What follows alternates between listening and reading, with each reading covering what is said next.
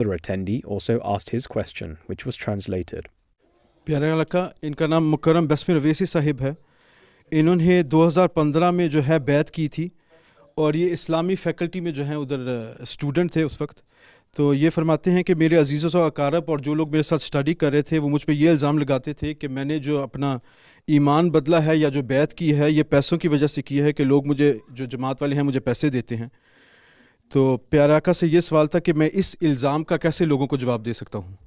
جواب تو بڑا آسان ہے. ان کو پیسے ملتے ہیں جماعت سے کچھ. Jo, nuk më ka jap. Këto janë akuzat pa bazë nga ana kolegëve të mi.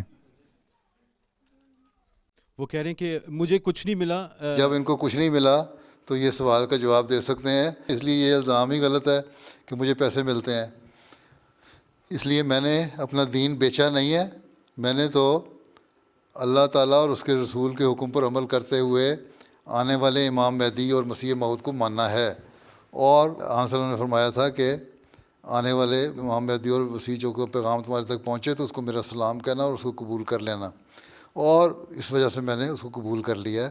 اور میں نے تو اچھی باتیں سیکھی ہیں, برائی باتیں میں نے کوئی سیکھی نہیں.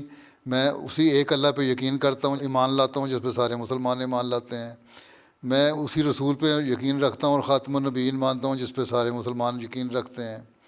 میں اسی قرآن اور کو پڑھتا ہوں جو آخری شرعی کتاب ہے اور حضرت صلی اللہ علیہ وسلم پر اتری. اس لیے کوئی فرق تو ہے نہیں.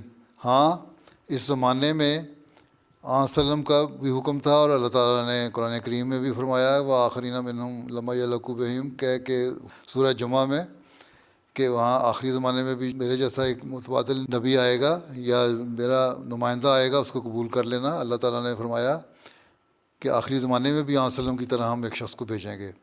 اور اس کی ہم تشریح جو کرتے ہیں وہ آپ قرآن شریف میں پڑھ سکتے ہیں. اسی طرح صلی اللہ علیہ وسلم نے فرمایا کہ مسیح موعود اور مہدی موعود آئے گا.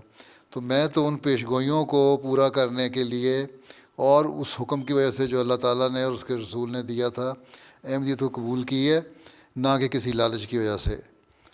اور مجھے کوئی لالچ نہیں, بلکہ الٹا میں پیسے جماعت کو دیتا ہوں تاکہ جماعت تبلیغ اسلام بھی کر سکے اور لٹریچر بھی شائع کر سکے. اور اسی لیے جماعت احمدیہ ان پیسوں سے چندوں سے قرآن کریم کی اشاعت کرتی ہے, مختلف زبانوں میں قرآن کریم کے ترجمے شائع کرتی ہے اور لٹریچر شائع کرتی ہے. آپ کے ہاں بھی لٹریچر پڑھا ہوگا. اس لیے یہ تو بڑا آسان سوال ہے. آپ نے بیعت کی, آپ تو دے سکتے ہیں.